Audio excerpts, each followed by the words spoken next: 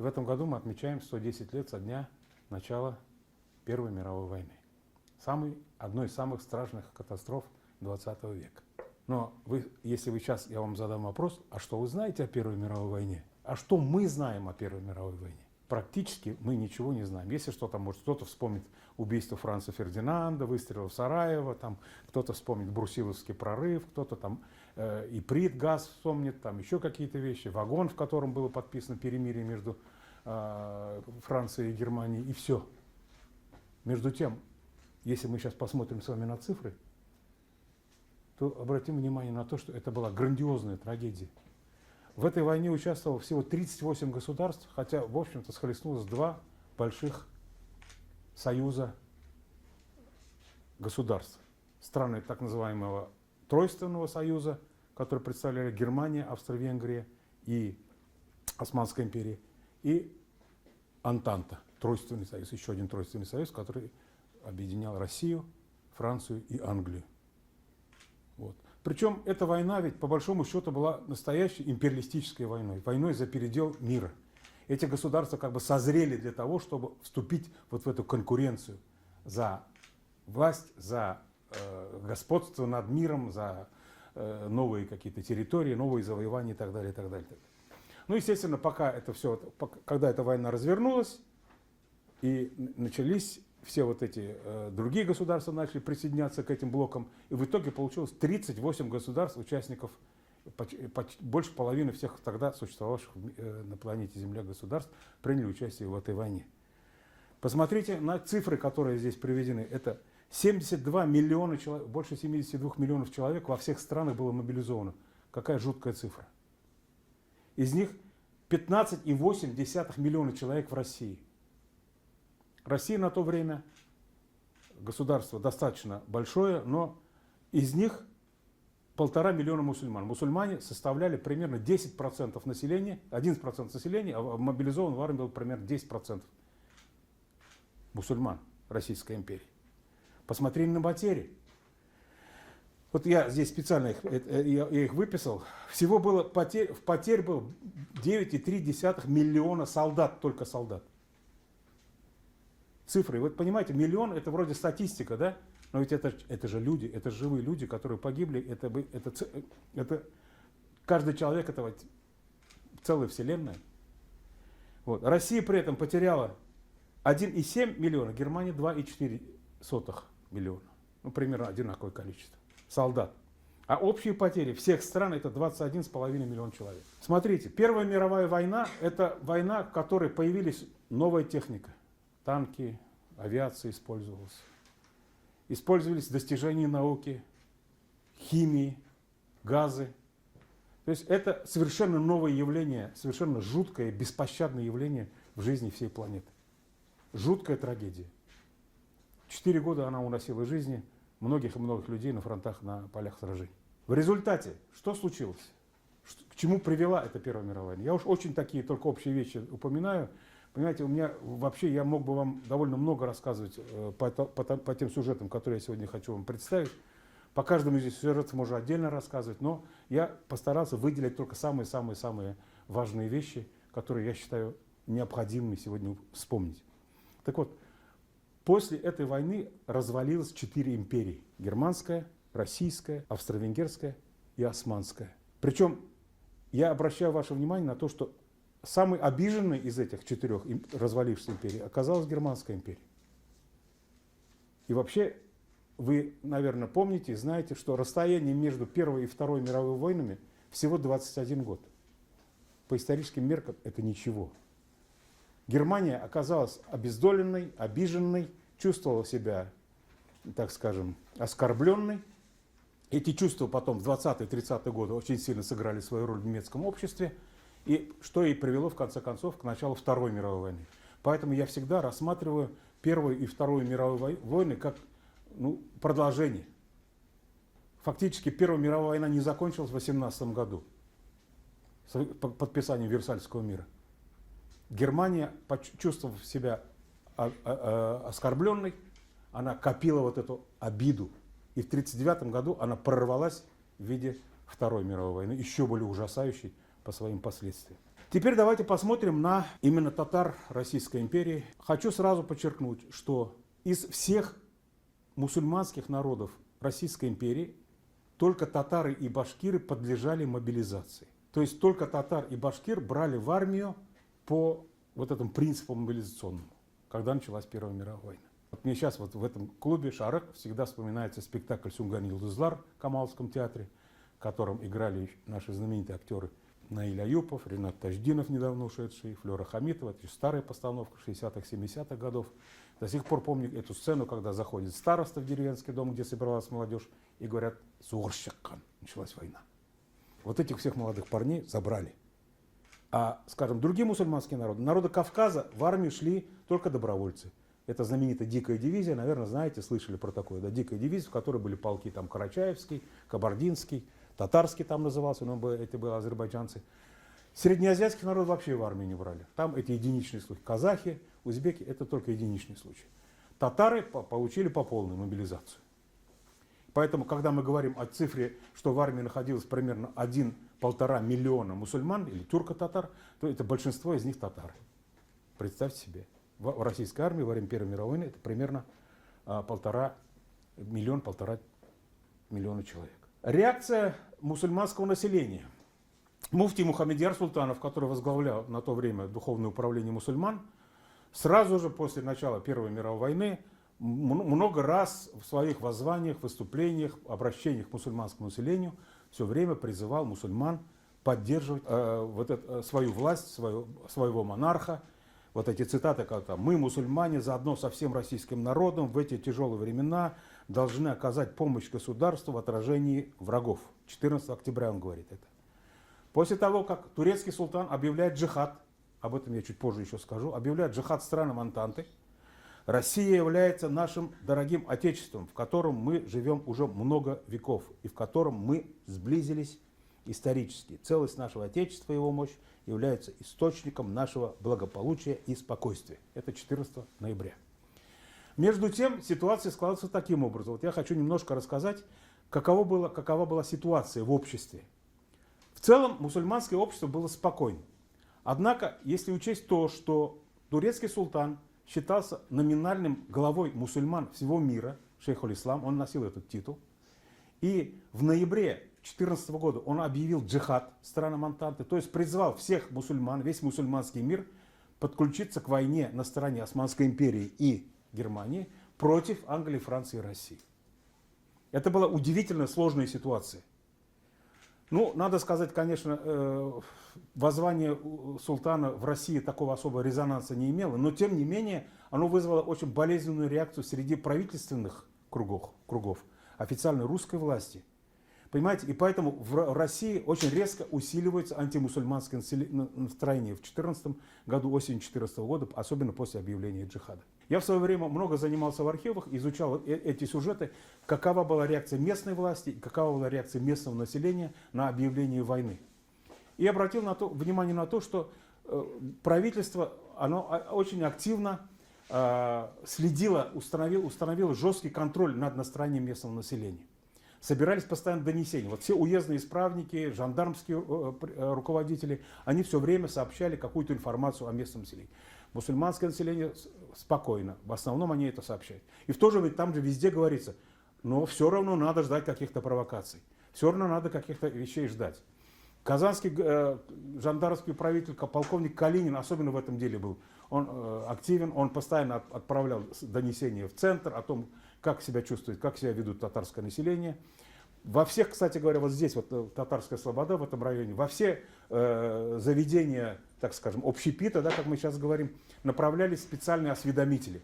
И они должны были следить, что там, о чем там говорят татары, посетители этих заведений. И вот эта информация все откладывалась, есть такие донесения в архиве довольно много. Понимаете, то есть все время сквозит недоверие. В центральных областях, в центральной прессе все время об этом говорится. Мусульманское население ненадежно. Они собираются поднять свои силы против официальной власти, присоединиться к туркам. Они ненадежны. Мы на них не можем никак опираться. В конце концов, официально мусульманская фракция Государственной Думы руководители религиозные, крупные татарские политики все время старались в своих официальных выступлениях, в прессе, с трибун Государственной Думы поддержать вот эту идею единства народов России перед общим врагом. То есть для них власть шейхуль-ислама не распространялась, воззвание шейхуль-ислама не имело большой актуальности. И поэтому вот эта двойственная ситуация, когда с одной стороны татары как мусульмане вроде бы должны поддержать общий призыв халифа шейхуль-ислама, турецкого османского султана Абдулхамида II, а с другой стороны они как подданные Российской империи должны защищать свое отечество.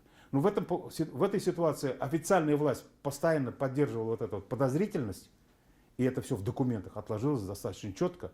А с другой стороны, татары оказались действительно верными подданными своей страны. И воевали на фронтах так же смело, так же самоотверженно, как и все остальные. И когда уже началась война, когда она уже шла, от имени мусульман всей Российской империи один из руководителей мусульманской фракции, Кутлы-Мухаммед Тевкелев, поставил на голосование вопрос, требование фактически, о гражданском и национальном равноправии. Представляете, мусульмане должны идти защищать Отечество, а официально они не признаны равноправными с остальными гражданами Российской империи, с православными. Поставлен этот вопрос, Дума этот вопрос, тем не менее, отклонила. Там, конечно, был перевес, там не скажешь, что абсолютное большинство, но большинством голосов это требование было отклонено. И вот, как я сказал, наблюдение на местах было организовано очень сильно, активно. Кроме того, в обществе очень сильно распространялись слухи. Причем это сама власть как будто их распространяла. Мы сейчас это называем фейки, да? Так вот и в то время эти фейки были очень широко распространены. Вот если брать вот эти документы, о которых я говорил, документы местных властей, жандармского управления, то, например, был слух якобы о том, что мусульмане распространяют слух о последней войне. Якобы вот есть такое утверждение, что началась последняя война. И в этой последней войне один из христианских правителей примет сторону мусульман и поможет мусульманам победить, и весь мир станет мусульманским. Якобы такой слух был. Причем это все разжевывалось в официальной документации. Среди татар такого слуха не было. Официально как будто был. Понимаете? То, что мы сейчас называем фейком. Другой слух. Ереванский секретный комитет. Опять-таки, в документах официальных мы находим такие сведения, что якобы в Казань прибыли какие-то посланцы из Азербайджана, Еревана, из Закавказья и начали здесь распространять такие идеи, что нам всем мусульманам надо объединяться, присоединиться к Турции и бороться против России. Начали проверять. Причем этот слух шел, и этот слух всерьез был воспринят официальными властями местными. Этот слух проверялся. Нет, никаких посланцев из Ереванской губернии не было. Или, например, в одной из газет на полном серьезе была опубликована информация, что делегация мусульман Российской империи, крупных руководителей, интеллектуалов, отправились в Будапешт, чтобы переговорить с властями, представителями австро-венгерской монархии, тому же, да, и якобы они потом собирались дальше направиться в Вену, чтобы, значит, эти государства, Австро-Венгрия, поддержала российских мусульман и так далее, и так далее. И якобы ссылка шла на какую-то французскую газету даже. На поверку начинается, если когда это проверять начинали этот слух, оказывается, что никакой делегации такой не было. И еще был такой слух, что якобы в Иркутске был создан татарский комитет для помощи турецким военнопленным, который помогал им бежать, и который якобы собирался всех их потом на территории Российской империи объединить и опять-таки выступить на стороне Турции. Понимаете, вот такие слухи распространялись, они не способствовали здоровому такому климату в обществе. И, к сожалению, такие слухи, они вполне серьезно воспринимались официальной властью, что опять-таки татарам создавало сильный дискомфорт. Понимаете? Вот. Теперь дальше. Если мы берем уже армию, если берем военную службу, какие проблемы там существовали? Ну, мы с вами сегодня живем в другом обществе, мы должны оценивать то общество немножко по-другому, с той точки зрения. Там наше татарское общество в то время достаточно консервативно, достаточно патриархально во многих вопросах, вопросах религии. Оно достаточно замкнуто, люди плохо знают русский язык. Вот представляете, солдаты приходят в армию, их проблемы возникают какие? Проблемы возникают с едой, самые простые. Татары не едят свинину. Как быть? Ну, приходилось, судя по всему, есть, судя по документации. Татары не привыкли к овощной еде, не едят капусту. Понимаете? А это все создает проблемы. Это опять-таки создает для солдат серьезный дискомфорт. Теперь дальше. Религиозные потребности. Люди ведь все глубоко верующие, а их религиозные потребности не соблюдаются. Понимаете, люди беспокоятся. Я вот погибну, как меня похоронят? Домой не отправляют. Хоронят там же. А кто будет хоронить? Религиозной службы нет. Военных имамов нет. То есть православные батюшки есть в военных частях, а мусульманских священнослужителей нет, которые помогли бы не только соблюдать обряды, но, например, и в духовном руководстве, там, наставничестве, чтобы выступать перед солдатами. И это только в июле 2016 года, уже война будет идти почти 2 года практически, да? Вот. И только в июле по указу Николая II будет создана должность дивизионных имамов. И там уже и присягу будут принимать при присутствии дивизионных имамов, и соответствующие религиозные обряды соблюдать, скажем, в случае кончины, гибели солдат и так далее, и так далее, и так далее. И проблема, конечно, очень большая в незнании русского языка. Когда татары общаются между собой в армии, в действующей армии на татарском языке между собой, они получают вполне серьезные замечания со стороны русских товарищей. Их обвиняют, опять-таки, начинают обвинять в симпатиях к Турции, вот вы все такие-сякие, не русские и так далее. Несмотря на то, что эти же люди официально мобилизованы, являются составной частью российской армии и должны соблюдать и должны выполнять те же самые требования, что и русские православные солдаты.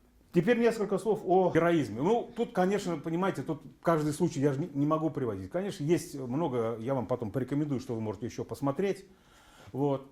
На фронтах татары проявляли, в общем-то, в самых разных областях, в самых разных сражениях, и в пехоте, и в военно-морском флоте, и в других подразделениях, проявляли те же самые качества, что и другие.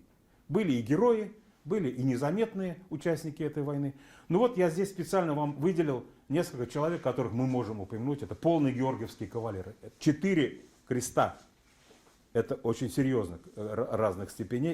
Их было, видимо, несколько. Такой статистики, к сожалению, нет. Но, судя по всему, 2 из них самых знаменитых. Вот это на фотографии Шайдулла Асылгараев из Мензелинского района, сейчас Сарамановский район. И из Тахауддин Аблубакиев из Орского уезда, они были полными георгиевскими кавалерами.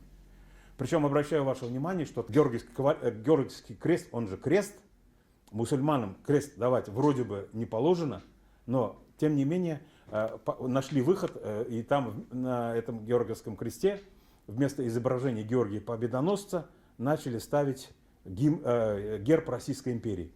И этот крест, как-то мусульмане начали к нему более спокойно относиться. И в принципе никакого отторжения со стороны солдат, которые награждались георгиевскими крестами разной степени, не было. Они их носили, они их понимали, что они дают какие-то определенные льготы впоследствии, после войны и так далее, и так далее. Вот, скажем, были и достаточно высокопоставленные офицеры в составе российской армии. Вот здесь я нескольких только называю. Генерал-лейтенант Якуб Юзефович, начальник штаба дикой дивизии, причем, да, он из польско-литовских татар, генерал-майор Зулькарнай Дашкин и генерал-майор Хаджи Ахмед Ишбулатов. Это вот высокопоставленные офицеры российской армии. То есть в целом, если мы говорим о татарах, участниках Первой мировой войны, как они участвовали на стороне Российской империи, то они, как подданные русского царя, в принципе поддержали свою страну, в принципе поддержали свое отечество и воевали так, как могли. И составляли достаточно серьезную силу и проявляли те же качества, что и остальные солдаты в составе русской армии. Другой сюжет, который я хотел бы осветить, которым я более активно занимался, который был для меня более интересен и тоже связан с татарами, с судьбой татарских военных во время Первой мировой войны, это судьба военнопленных. Военный плен – это составная часть любой войны. И вот эта тема меня в свое время заинтересовала. Я довольно долго занимался в немецких архивах и поднял довольно любопытные документы. И вот я хотел бы вам немножко еще рассказать о судьбе военнопленных. Я не занимался непосредственно татарами российской армии, эти сюжеты в какой-то степени мне знакомы. Я занимался, вот, скажем, настроением населения, вот то, что я вам немножко рассказал, там, как был организован контроль над татарским населением местным во время Первой мировой войны, какие проблемы существовали. Это общие моменты, которые я хотел бы сегодня упомянуть. Но и в то же время и затронуть сюжет, связанный с пленом. Плен – составная часть любой войны. В германском плену, еще был австро-венгерский плен, до него я не добрался. В германском плену было примерно, ну, по моим подсчетам, где-то 50-60 тысяч татар военнопленных. В общей сложности было военнопленных там довольно приличное количество, сейчас чуть не до миллиона в общей сложности, чуть ли не до миллиона. Вот. И они содержались на территории Германской империи примерно в 100 лагерях. Но и самое интересное, наверное, то, что Германия по отношению к мусульманским военнопленным начала проводить очень своеобразную политику. У них была такая идея, что ислам – это такая сила, которую можно привлечь на свою сторону, поскольку тем более Турецкая империя, Османская империя для них это союзник, а халиф, значит, шейх аль-Ислам, османский султан, объявил джихад для поддержки Германии, общих усилий Германии и Турции. И вот теперь возникает в начале 20 века попытка розыгрыша исламской карты со стороны Германии в годы Первой мировой войны. И вообще император Вильгельм II, он уже с конца 19 века, в начале 20 века активно заигрывал с мусульманским миром. И однажды во время посещения Османской империи в Дамаске он сказал такие слова: «Пусть его величество султан и 300 миллионов мусульман, которые разбросаны по земле и почитают халифа, будут уверены, что немецкий кайзер будет их другом на все времена». Причем, я обращу ваше внимание, очень любопытный момент, и в самой Германии тоже ходили слухи, и по Ближнему Востоку ходили слухи, что император Вильгельм принял мусульманство. И теперь его зовут Хаджи Мухаммед Вильгельм. И якобы он действительно тот самый христианский правитель, который поддерживает мусульман, всех порабощенных Антантой. В понимании Германии мусульмане были порабощенным народом. Порабощены Англией, колониальной державой, Францией, колониальной державой, и Россией, колониальной державой. То есть для них весь этот мусульманский мир считался колониальным, и Германия поэтому надеялась, что этих людей можно будет использовать на своей стороне. И вот в Германии нашелся такой человек, которого звали Макс фон Оппенхайм, вот его портрет. Он составил меморандум, который назывался «Революционизация исламских областей наших врагов». Вот это стало бы, так сказать, теоретической основой для всех тех дальнейших действий, которые Германия предприняла по отношению к своим мусульманским военнопленным.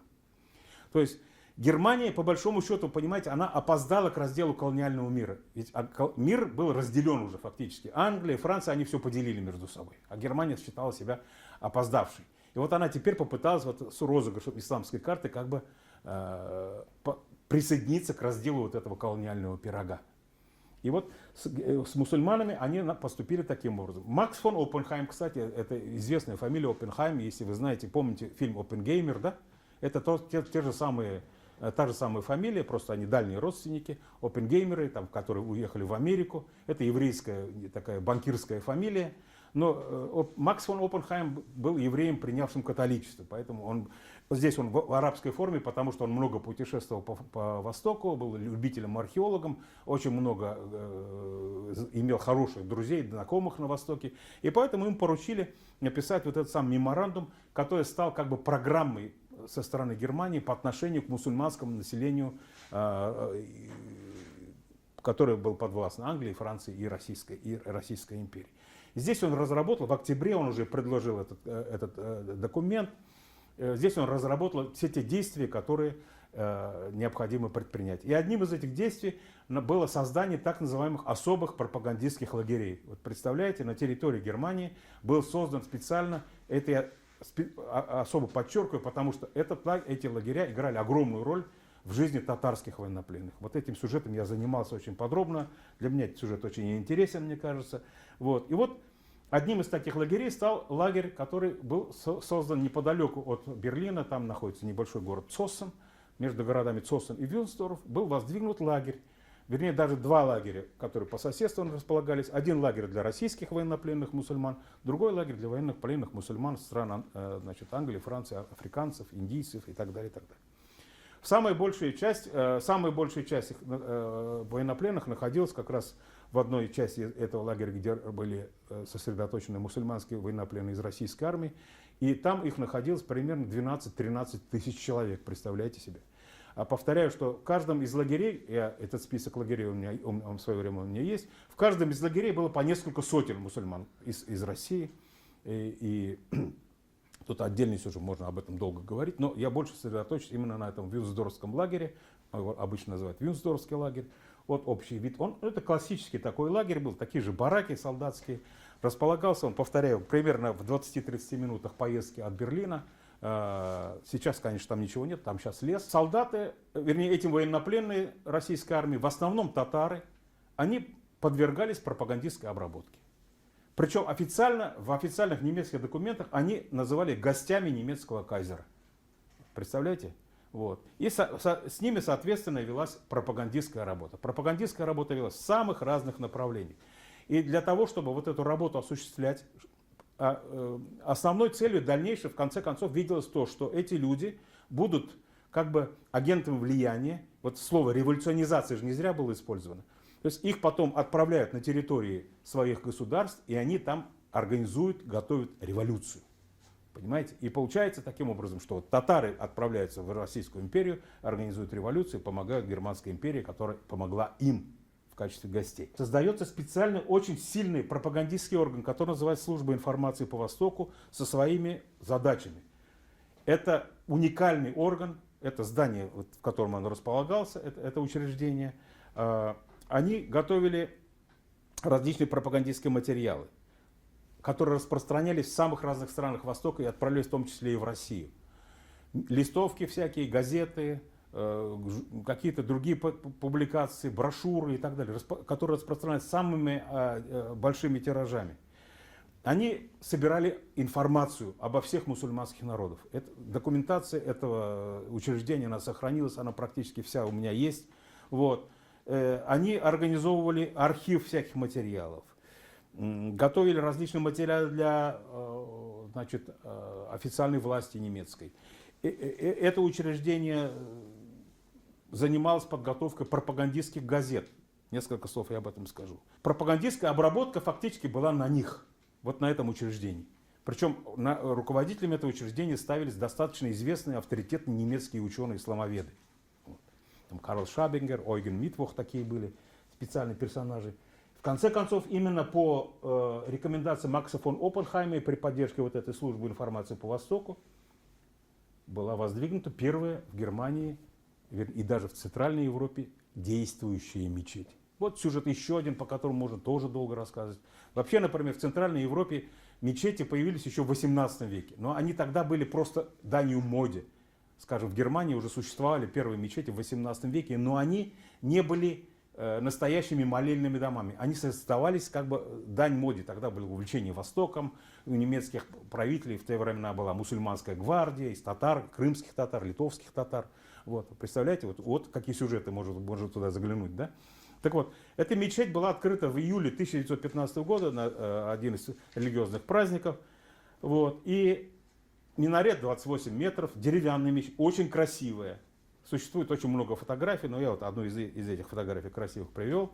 Вот, она была украшена изнутри, там отделана очень красиво. Вот. И в этой мечети заправляли наши татары, хотя эта мечеть считалась общей для татар и для арабов, турок и так далее, которые находились в другом лагере по соседству. Вот. И одним из зачинателей, одним из основных лидеров этой мечети, и тем, кто потом активно работал в этой пропагандистской сфере среди военнопленных, был Абдрашид Ибрагимов, очень известный татарский теолог, политик, религиозный деятель, который еще в начале 20 века в России проявлял очень большие активности в этом направлении. Ну, вот здесь еще и вид внутри мечети. Но это постановочная фотография, сразу видно. Но самое интересное, что на Бенбаре находится еще один очень любопытный персонаж, о котором тоже можно очень долго рассказывать. Это Галимджан Идриси. Его биография, это целая, это просто бестселлер. Про него я мог бы тоже очень долго рассказывать. Галимджан Идриси, уроженец он Петропавловска, но его судьба куда только не забрасывала, и в Первую мировую войну. Вот в Первой мировой войне он был имамом вот этой самой Вюнсдорфской мечети.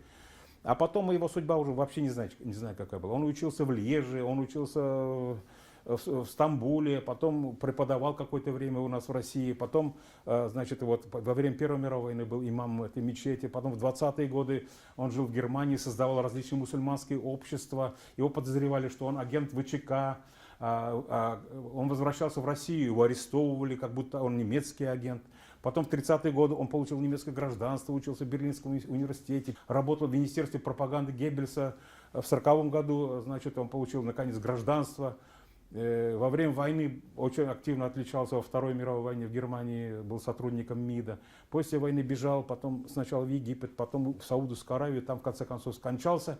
Его сын Ильдар был студентом Берлинского университета во время войны, потом издавал очень важный медицинский журнал в Германии «Селекта», в Мюнхене жил и скончался там. И вот я в прошлом году был, когда в Мюнхене, посетил наконец это кладбище, на котором покоится и сам Галимджан Идриси, и его жена Шамсель Банат, которая была во время войны в радиостанции Винета, руководила там и вместе с Ахметом Симаевым, который был одним из джалильцев. То есть у меня тут много всего, я могу, не знаю, куда уйти с этими сюжетами. Так вот, Галимджан Идриси, это был имам, значит, Винздорфской мечети после Габдрашита Ибрагимова. Немцы поддерживали очень активно эту мечеть, и вот, скажем, один из эпизодов — это Курбан-Байрам 15 года. Специально военное министерство для мусульманских военнопленных выдавало, значит, баранов для того, чтобы они соблюли все эти религиозные обряды. Вот здесь как раз сцена, как осуществляется забой животных во время Курбан-Байрам. Курбан-Байрам даже отмечался, вот это Ураза-Байрам, уже Ураза-Байрам 20 года, война уже закончилась. В лагере еще находилось несколько тысяч человек. Вот это один из эпизодов. Это война, это июнь 1920 года. Война закончилась в 18 году, репатриация шла очень долго. Понимаете, военнопленные еще в 19-20 году не возвращались. Вот здесь как раз одна из фотографий в этом Винзорском лагере. Ну, Вайнбергский он там назывался, одна его часть. Вот здесь фотография Габдрашита Ибрагимова, который был имамом этого лагеря. Впоследствии он уехал в Японию и скончался в Токио, он там захоронен. Надо сказать, что немцы вообще внимание большое обращали к письменной пропаганде. Вот здесь мы видим газету, которая издавалась для мусульманских военнопленных.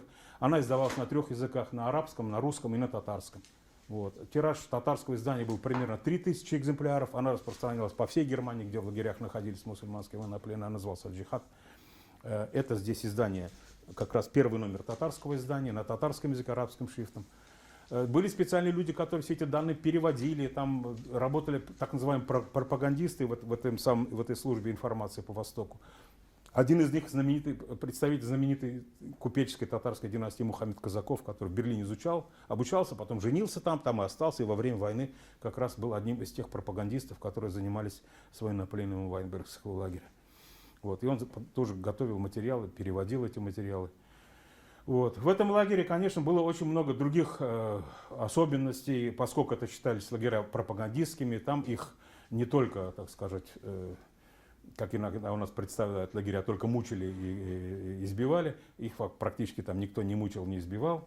Понятно, что они были военнопленными, они потеряли многие свои, так сказать, права и возможности, но тем не менее немцы для них создавали определенные условия. Там были учебные курсы, там были специальные мастерские, там был свой оркестр, вот духовой татарский оркестр Винздорфского лагеря. Все это за счет немцев как бы в пропагандистских целях делалось для этих военнопленных. Вот у них была столярная мастерская, были очень популярные указатели улиц, которые татары делали с использованием татарского орнамента. Окрестные немецкие города были переполнены вот такими вещами, очень красивыми указателями улиц, которые татарские вот эти мастера делали. Там всякие сундуки, там делали они какие-то деревянные люстры. И все это частично сохранилось в Бранденбургском музее в Германии. Некоторые из этих, там одна из люстр сохранилась. Лет 7-8 назад вот эта часть этого музея к нам приезжала в Казани, в Кремляне, в музей Кул-Шариф, музей истории ислама. Делали выставку, может быть, кто-то из вас видел, там были потрясающие экземпляры, потрясающие экспонаты, которые были сделаны татарскими военнопленными, там какие-то деревянные поделки, сундучки там, и так далее, и так далее. Ну, я здесь только некоторые вещи вам показываю. Наконец, плен — это и не только жизнь, это еще и смерть, и поэтому надо учитывать, что многие военнопленные в плену скончались. И рядом с Вайнбергским лагерем было специальное кладбище.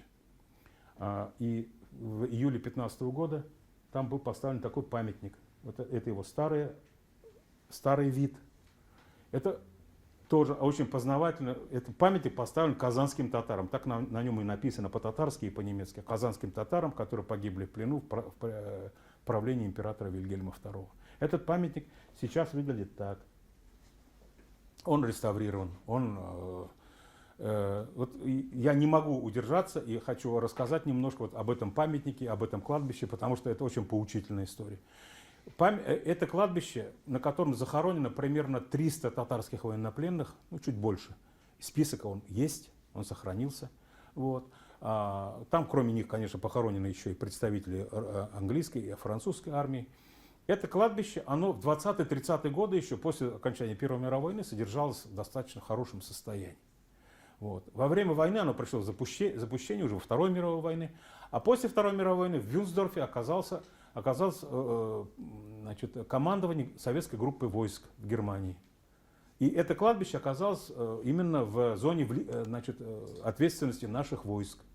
Оно было абсолютно заброшенным. И это было место полигона, по которому ходили танки.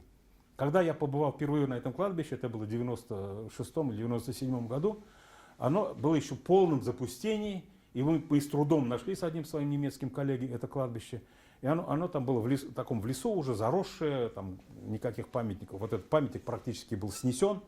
Вот. И на этих сохранившихся могильных плитах я видел следы автоматных пуль, и штыками выцарапано Алеша, дембель 1972 и так далее, и так далее. То есть советские солдаты не понимали, не знали, что здесь покоятся солдаты Первой мировой. Военнопленные Первой мировой. Вот что значит история, да, что значит прикосновение к прошлому, понимаете?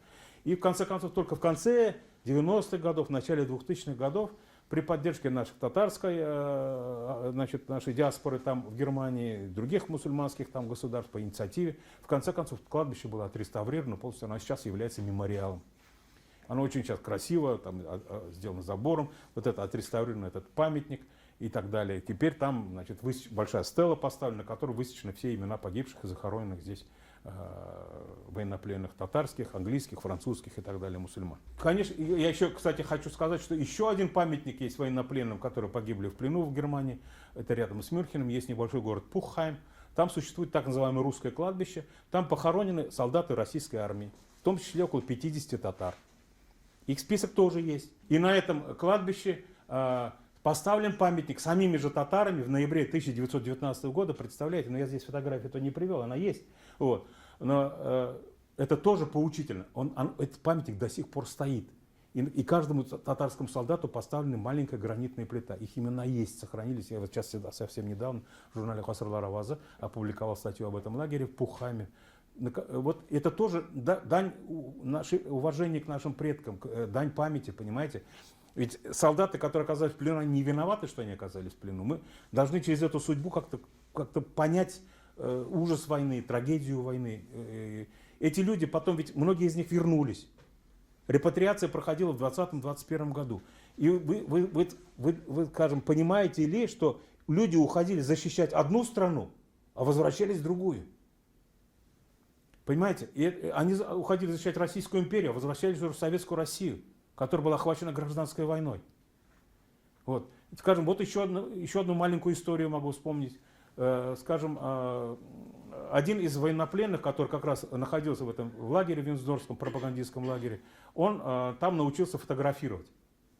Вот. И с фотоаппаратом Leica он тогда наделал кучу фотографий и привез их домой. Его звали Хуснуддин Гемальдинов. Значит, и впоследствии, когда я уже занимался этой темой, сын Хуснуддина Гемальдинова, Анвар-Абый, он уже тоже покойный. Он мне позвонил и сказал: у меня папа оставил сколько-то фотографий. Папа, говорит, умер в 1946 году. Они жили где-то в Ташкенте, потом вот этот Анвар-Абый переселился в Казань, он меня нашел, и он мне отдал эти фотографии. Представляете, у меня сейчас дома лежит где-то 50-60 фотографий разного качества, которые вот этот военнопленный снимал в годы Первой мировой войны. Есть фильм Насура Юрушбаева «Голос моего отца». Был такой военнопленный Халимов из деревни Кун, вот в Пестричинском районе. И немцы, вот еще один сюжет, который я вообще не затронул сегодня, немецкие ученые в этих лагерях работали специально, потому что там находились куча для них совершенно экзотичных народностей. Африканцы, арабы, индусы и так далее. Люди, которым надо специально ехать в экспедиции куда-то далеко, да, деньги тратить. А тут они вдруг под Берлином. И они едут туда, записывают музыку, записывают какие-то обряды, юридические нормы, просто язык записывают. Это был импульс, например, опять-таки об этом отдельно можно в сюжете рассказывать. Был такой немецкий профессор Готхольд Вайль, который благодаря вот этим татарским военнопленным начал в Берлинском университете преподавать, и 11 лет преподавал татарский язык в 20-е годы. Вот потом, когда нацисты пришли к власти, ему пришлось эмигрировать, он был еврей. Вот. Зато он выпустил целую книгу «Татарский текст» с записями этих военнопленных. Сохранилось больше 70 грамм записей. Немцы делали грамм записей этих военнопленных. Вот, понимаете? И их много, и не только татарские, там татарские, даже чувашские, удмуртские есть, марийские есть. Но татарские их больше всех из наших российских народов. И у меня они тоже все есть. Я могу, если хотите, вот здесь продемонстрировать, у меня одну из них я специально принес, да, как звучит этот голос человека из прошлого века, 15-16 года. Они все записывали, все как и так далее, так далее. То есть здесь только направления, которые можно изучать, и которые можно было, о которых можно было рассказать. Есть такая песня «Заман», может быть, вы слушали ее, да? Это очень хорошая песня, очень такая душевная, трагичная, о жизни, о времени, о людях, о месте людей. Клип сделан старательно.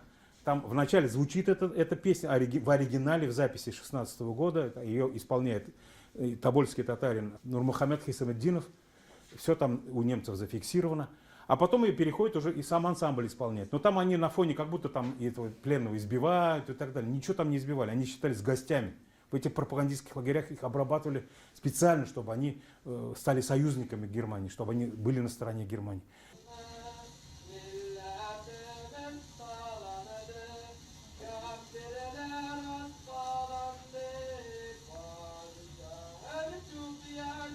Padişahım çok yaşa.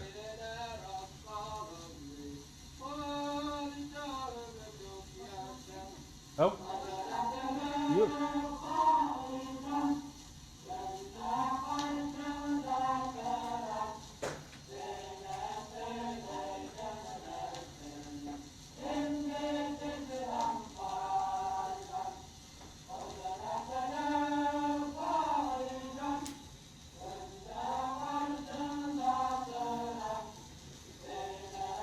Это целый хор военнопленных. Это голоса 16-го года. Я сейчас просто имя не записал, кто это поет, но там все это есть, все зафиксировано. Кто поет, записано буквально до минут, в какой день записывалось. Такого-то числа, в такой-то день, в таком-то бараке записывал такой-то человек. Потом делался конспект всей этой песни. Потом Готхольд Вайль все это проверял с точки зрения языка. Потом переводил на немецкий язык. То есть это все было очень мощно сделано.